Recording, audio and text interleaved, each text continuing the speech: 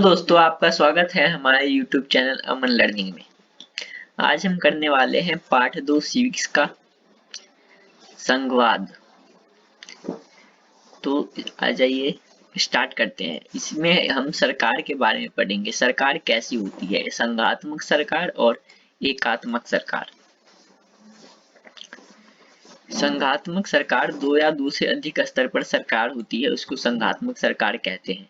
और जो संघात्मक सरकार में केंद्रीय सरकार राज्य सरकार को कुछ विशेष अधिकार प्राप्त हो, विशेष प्रकार के आदेश नहीं दे सकती है। केंद्र सरकार जो होती है वो राज्य सरकार को विशेष प्रकार के आदेश नहीं दे सकती है। और राज्य सरकारों के पास अपनी शक्तियां होती है और वह इसके लिए केंद्रीय सरकार को जवाबदेह नहीं होती है, दोनों ही जनता को जवाबदेह होती है। उदाहरण भारत, कनाडा और जर्मनी। संघात्मक शासन व्यवस्था में दो या दो से अधिक स्तर की सरकार होती है और केंद्र सरकार राज्य सरकार को कुछ विशेष प्रकार के आदेश नहीं दे सकती है और राज्य सरकार के पास अपनी शक्तियां होती हैं और वह इसके लिए केंद्र सरकार को जवाबदेह नहीं होती, वो जनता को जवाबदेह होती है। इसके उदाहरण है, संघात्मक सरकार के उदाहरण है भारत, कनाडा और जर्मनी। फिर हमारा एकात्मक शासन व्यवस्था। शासन का एक ही स्तर होता है, बाकी इकाइयां इसके अधीन होकर कार्य करती है। केंद्र सरकार राज्य एवं प्रांतीय सरकारों को आदेश दे सकती है। एकात्मक शासन व्यवस्था में सरकार का एक ही स्तर होता है और बाकी इकाइयां इस सरकार के अंदर अधीन रहकर ही काम करती है। और केंद्र सरकार जो है वो राज्य सरकार और प्रांतीय सरकार को आदेश दे सकती है। राज्य सरकारें केंद्र सरकार को जवाबदेह होती है, राज्य सरकार है वो केंद्र सरकार को जवाबदेह होती है, जवाब देना पड़ता है उनको। और उदाहरण फ्रांस, चीन और जापान। एकात्मक शासन व्यवस्था के उदाहरण है फ्रांस, चीन और जापान। फिर अब हम देखते हैं संघवाद के प्रकार। संघवाद के दो प्रकार है। सबसे पहला साथ आकर संघ बनाना, दूसरा साथ लेकर संघ बनाना।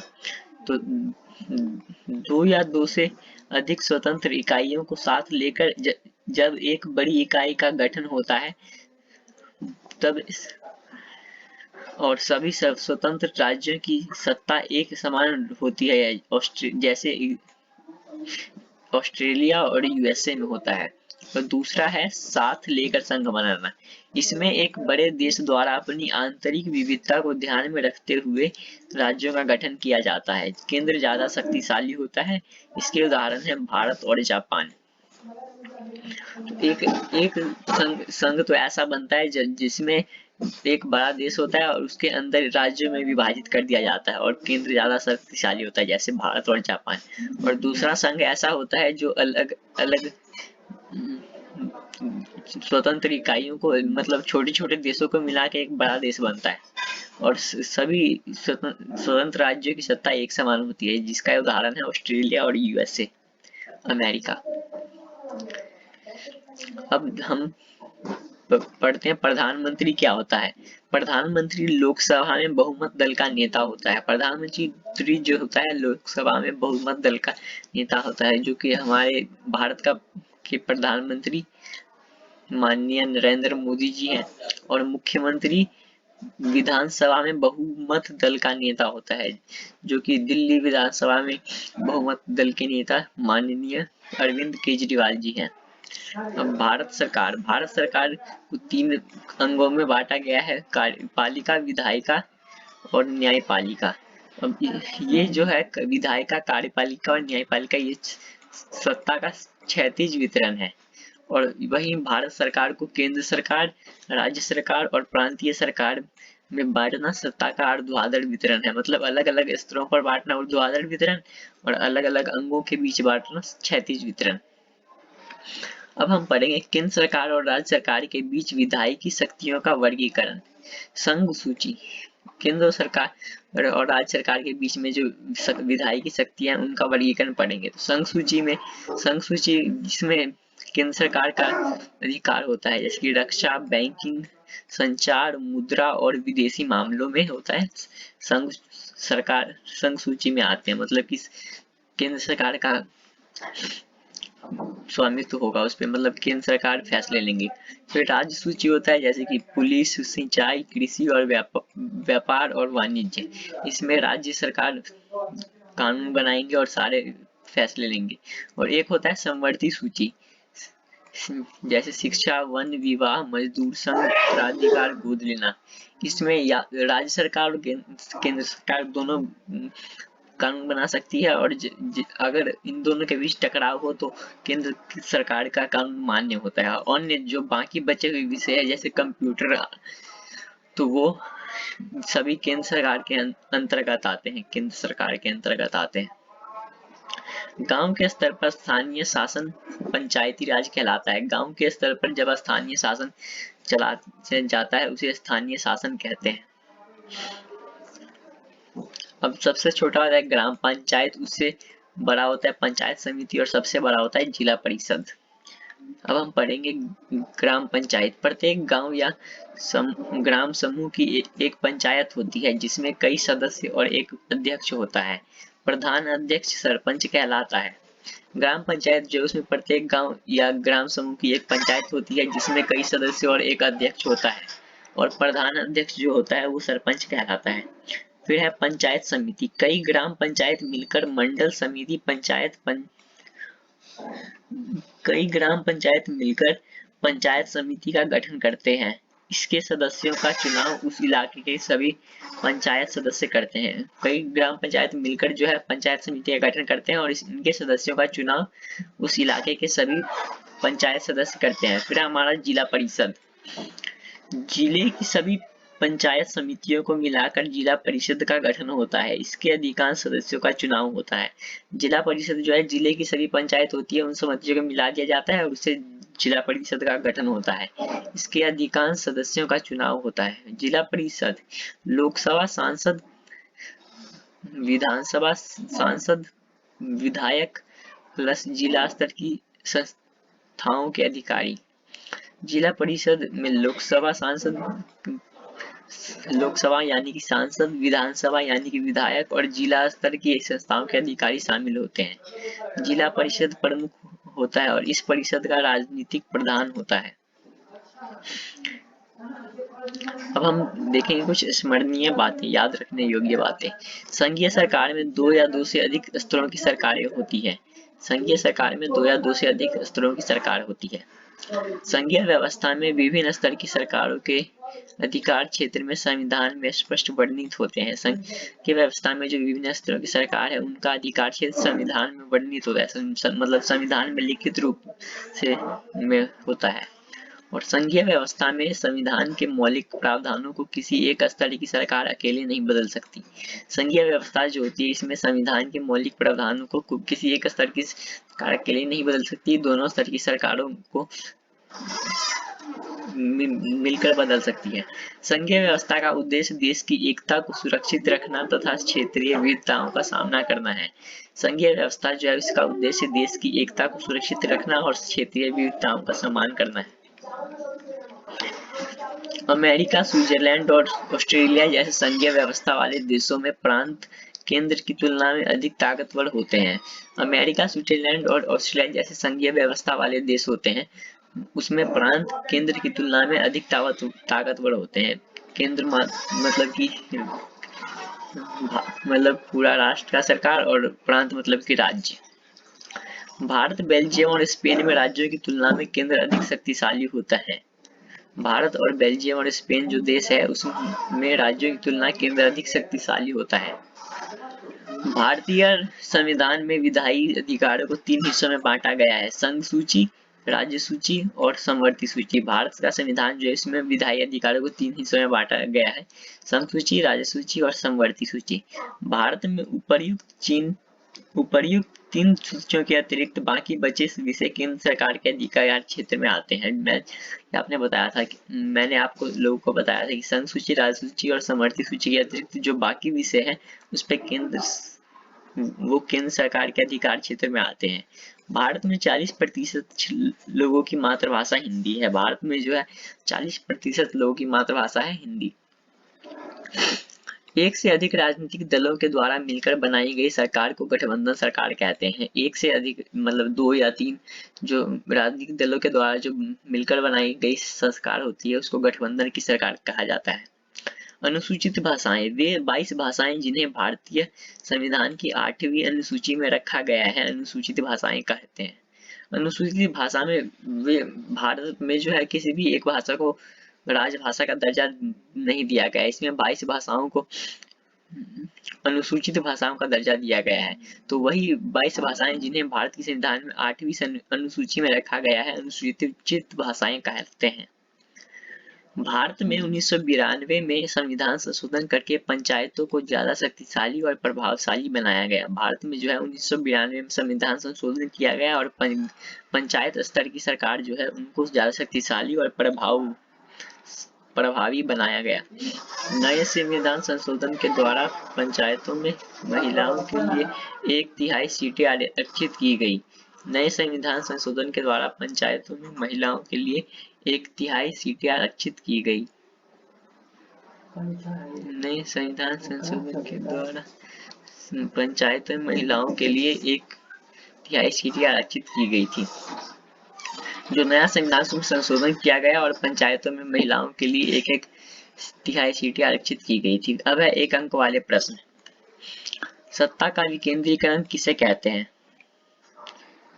केंद्र और राज्य से शक्तियां लेकर स्थानीय सरकारों को देना सत्ता का विकेंद्रीकरण कहलाता है। नगर पालिकाओं और ग्राम पंचायतों के लिए लगभग कितने लोगों का चुनाव होता है? नगर पालिकाओं और ग्राम पंचायत की चुनावों के लिए लगभग कितने लोगों का चुनाव होता है? लगभग 36 लाख लोगों का चुनाव होता है। ग्राम पंचायत और नगर पालिकाओं के लिए 36 लाख लोगों का चुनाव होता है।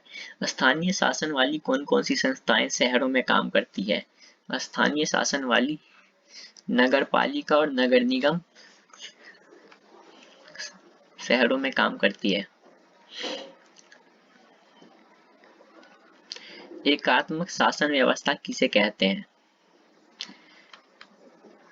ऐसी व्यवस्था जिसमें शासन का एक ही स्तर होता है एकात्मक शासन व्यवस्था कहलाता है। बेल्जियम में किस प्रकार की सरकार है? बेल्जियम में संघीय सरकार है। पंचायत समिति का गठन कैसे होता है? विभिन्न पंचायतों के पंचायत समिति के सदस्यों के द्वारा मिलकर पंचायत समिति का गठन होता है। नगर निगम के प्रमुख को क्या कहते हैं? नगर निगम के प्रमुख को मेयर या महापौर कहते हैं। समवर्ती सूची के विषयों पर कानून कौन बनाता है? समवर्ती सूची के विषयों पर केंद्र सरकार तथा राज्य सरकार दोनों कानून बनाता है। भारत के राज्यों में पंचायत और नगर पालिकाओं के चुनाव करवाने वाली संस्था का क्या नाम है? राज्य निर्वाचन आयोग। राज्य निर्वाचन आयोग जो है वो राज्य में पंचायत और नगर पालिका के चुनाव करवाने वाली संस्था का नाम है। अब हम देखेंगे कुछ 3 और 5 अंक वाले प्रश्न। भारतीय संविधान में केंद्र और राज्यों के बीच शक्तियों का बंटवारा किस प्रकार किया गया है? संघ सूची, प्रतिरक्षा, विशेष विदेश जो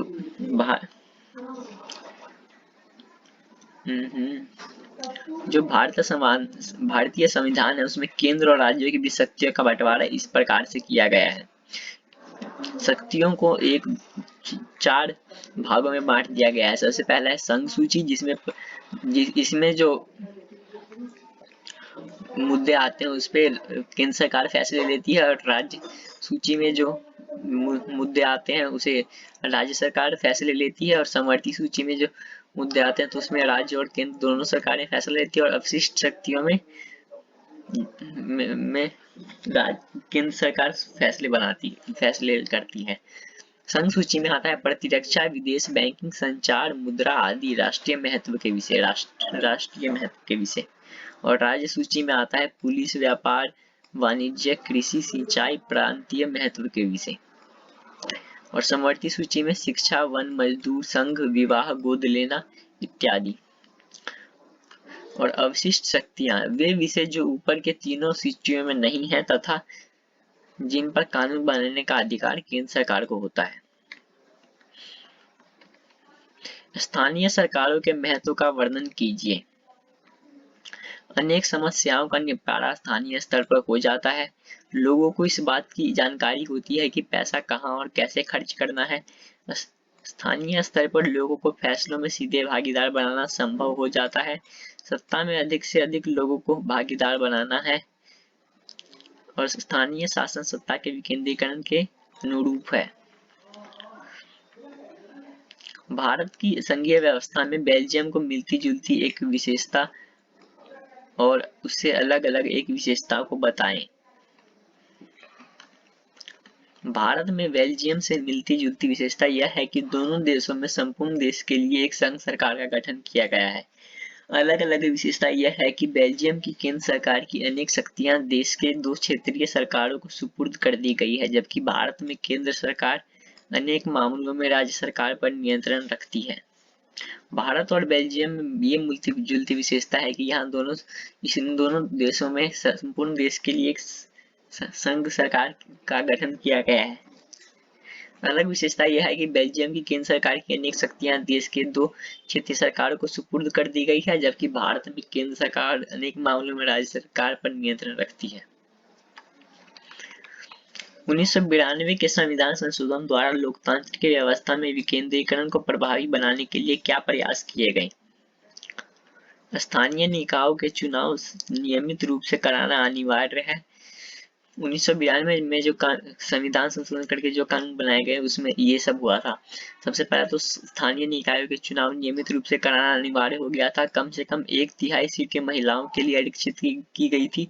हर राज्य में पंचायत और नगर पालिका चुनाव कराने के लिए राज्य चुनाव आयोग नामक स्वतंत्र संस्था का गठन किया गया था। हर राज्य में पंचायत और नगर पालिका चुनाव कराने के लिए राज्य चुनाव आयोग नामक स्वतंत्र संस्था का गठन किया गया था और राज्य सरकारों को अपने राजस्व और अधिकारों का कुछ हिस्सा स्थानीय निकाय को देना पड़ता था। फिर हमारा अगला क्वेश्चन है, संघवाद या संघीय शासन व्यवस्था क्या है? इसकी विशेषताएं लिखिए। संघीय व्यवस्था में सत्ता केंद्रीय सरकार और अन्य सरकारों में बटी होती है। संघीय व्यवस्था में 2 या 2 से अधिक स्तरों की सरकारें होती हैं। केंद्र सरकार राष्ट्रीय महत्व के विषयों पर कानून बनाती है और राज्य सरकारें राज्य से संबंधित विषयों पर। दोनों स्तर की सरकारें अपने अपने स्तर पर स्वतंत्र होकर अपना काम करती है। केंद्र तथा राज्य सरकार के अधिकार क्षेत्र संविधान में स्पष्ट रूप से वर्णित है। भारत की भाषा नीति क्या है? भारत की भाषा नीति क्या है? भारत में किसी एक भाषा को राष्ट्रभाषा का दर्जा न देकर हिंदी और अन्य 21 भाषाओं को अनुसूचित भाषा का दर्जा दिया गया है। ये मैंने आप लोगों को बताया था। अंग्रेजी को राजकीय भाषा के रूप में मान्यता दी गई है, विशेषकर गैर हिंदी भाषी प्रदेशों को देखते अंग्रेजी को जो है वो राजकीय भाषा के रूप में मान्यता दे दी गई है, विशेषकर जो जहाँ पर गैर हिंदी भाषी प्रदेश है उन लोगों को देखते हुए। सभी राज्यों की मुख्य भाषा का विशेष ख्याल रखा गया है। सभी राज्य जो है उन राज्यों की मुख्य भाषा का विशेष ख्याल रखा गया है। जैसे कि कहीं पे लोग हिंदी बोलते हैं तो कहीं पे पंजाबी, कहीं पे हरियाणवी, ऐसे साउथ में लोग अलग अलग भाषाएं बोलते हैं, तो सभी जगह अलग अलग भाषाएं बोलते हैं। इसलिए भारत में किसी एक भाषा को भाषा का दर्जा न देकर हिंदी और 21 भाषाओं को अनुसूचित भाषा का दर्जा दे दिया गया है। मतलब कि 22 भाषाओं को अनुसूचित भाषा का दर्जा दे दिया गया है। 1992 से पूर्व विकेंद्रीकरण के स्वरूप का वर्णन कीजिए। 1992 से पूर्व विकेंद्रीकरण के स्वरूप का वर्णन कीजिए। सभी राज्यों से गांव के स्तर पर ग्राम पंचायतों और शहरों में नगर पालिकाओं की स्थापना की गई थी। सभी राज्य में जो गांव के स्तर पर ग्राम पंचायत था और शहर में नगर पालिकाओं की स्थापना की गई थी। स्थानीय संस्थाएं राज्य सरकारों के अधीन रखी गई थी। स्थानीय संस्थाएं जो थी वो राज्य सरकार के अधीन रखी गई थी। स्थानीय संस्थाओं के चुनाव नियमित समय पर नहीं कराए जाते थे।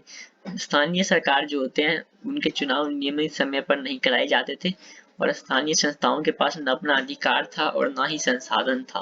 1992 से पूर्व की बात कर रहे थे हम भी। एकात्मक और संघात्मक सरकारों के बीच अंतर स्पष्ट कीजिए। एकात्मक और संघात्मक सरकारों के बीच अंतर स्पष्ट करें। एकात्मक शासन व्यवस्था, इसके इसमें केंद्र सरकार शक्तिशाली होती है। एकात्मक शासन व्यवस्था के अंतर्गत संविधान संशोधन केंद्र सरकार कर सकती है। संविधान एक जगह पर केंद्रित होती है, इसमें एक ही नागरिकता होती है। केंद्र सरकार राज्यों से शक्तियां ले सकती है। एकात्मक शासन व्यवस्था में केंद्र सरकार अधिक शक्तिशाली होती है। इसके अंतर्गत संविधान संशोधन केंद्र सरकार कर सकती है। संविधान शक्तियां एक जगह पर केंद्रित होती है, इसमें एक ही नागरिकता होती है। केंद्र सरकार राज्य से शक्तियां ले सकती है।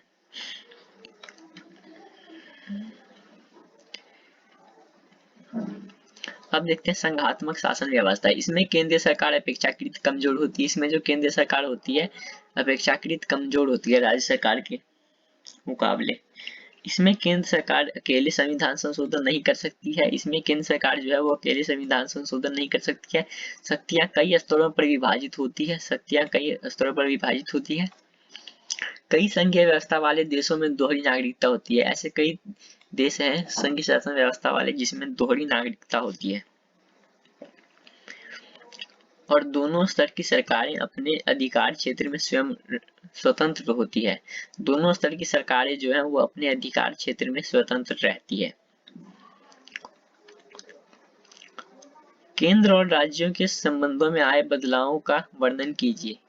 केंद्र और राज्य सरकार जो है उनके संबंध में क्या बदलाव आए हैं वही हमें उनका वर्णन करना है। तो विभिन्न राज्यों में क्षेत्रीय पार्टियों की सरकारें हो गई है। गठबंधन सरकारों के आने से केंद्र सरकार अपनी मनमानी नहीं कर सकती है। केंद्रीय राजस्व में राज्यों को दी जाने वाली राशि में बढ़ोतरी हुई है। केंद्र राज्य तनाव में कमी हुई है। केंद्र राज्य के संबंधों में सुधार हुआ है और केंद्र सरकार की योजनाओं में राज्यों के हितों का ख्याल रखा गया है। जो विभिन्न राज्यों में क्षेत्रीय पार्टी है उनकी सरकारें बन रही है और गठबंधन सरकार के आ जाने से केंद्र जो सरकार होती है उसकी मनमानी नहीं कर सकती है। केंद्रीय राजस्व में राज्यों को दी जाने वाली राशि में बढ़ोतरी की गई है। केंद्र और राज्य तनाव में कमी हुआ है इससे, और केंद्र राज्य संबंधों में सुधार भी हुआ है। केंद्र सरकार की योजनाओं में राज्यों के हितों का ख्याल रखा गया है। पंचायतों की मुख्य परेशानियों का वर्णन कीजिए। पंचायत जो होते हैं उनकी मुख्य परेशानियां क्या है। जागरूकता का अभाव है, धन का अभाव है, अधिकारियों की मनमानी होती है, जन सहभागिता में कमी है, केंद्र और राज्य सरकारों द्वारा समय पर वित्तीय सहायता उपलब्ध नहीं कराई जाती है, चुनाव नियमित रूप से नहीं होते हैं, जागरूकता का अभाव होता है, धन का भी अभाव है, अधिकारी अपनी मनमानी करते हैं, जन सहभागिता में कमी होती है, ज्यादातर लोग भाग नहीं लेते और केंद्र और राज्य सरकारों द्वारा समय समय पर वित्तीय सहायता नहीं उपलब्ध नहीं कराया जाता है, चुनाव नियमित रूप से भी नहीं हो पाते हैं।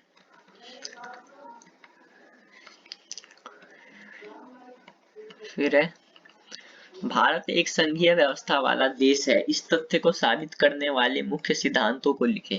भारत जो है हमारा संघीय व्यवस्था वाला देश है, इस तथ्य को साबित करने वाले मुख्य सिद्धांतों को बताना है हमें, जिससे पता चले कि भारत संघीय व्यवस्था वाला देश है। भारत में केंद्र, राज्य और स्थानीय 3 स्तर की पर सरकारें हैं। भारत में जो है केंद्र सरकार, राज्य सरकार और स्थानीय सरकार 3 स्तरों की सरकारें हैं। भारत में एक लिखित एवं विस्तृत संविधान है। भारत का एक ही और लिखा हुआ संविधान है, बहुत बड़ा है, विस्तृत मतलब बड़ा और लिखित मतलब लिखित रूप में, लिखे रूप में संविधान है। प्रत्येक स्तर की सरकारों के अधिकार क्षेत्र संविधान में स्पष्ट वर्णित है। प्रत्येक जो स्तर है केंद्र सरकार, राज्य सरकार और स्थानीय सरकार, उनके अधिकार क्षेत्र संविधान में स्पष्ट रूप से वर्णित है। संविधान के मौलिक प्रावधानों को कोई एक स्तर की सरकार अकेले नहीं बदल सकती है। संविधान का जो मौलिक प्रावधान है इसमें कोई एक स्तर की सरकार अकेले नहीं बदल सकती है। सर्वोच्च न्यायालय को संविधान की व्याख्या का अधिकार है। सर्वोच्च न्यायालय जो है उसको संविधान की व्याख्या का अधिकार होता है। केंद्र और राज्य सरकारों के बीच विधायी शक्तियों को संघ सूची, राज्य सूची और समर्थित सूची में बांटा जाना है। केंद्र और राज्य सरकारों के बीच विधायी शक्तियों को संघ सूची, राज्य सूची और समर्थित सूची 3 सूचियों में बांटा गया है और जो मुद्दे इन सूचियों में नहीं आते हैं उन पर केंद्र सरकार का राज होता है, मतलब कानून बनाती और फैसले लेती है। और वित्तीय स्वायत्तता के लिए केंद्र और राज्य सरकारों के लिए अलग अलग स्रोत होते हैं। वित्तीय स्वायत्तता के लिए केंद्र और राज्य सरकारों के लिए अलग अलग स्रोत हैं।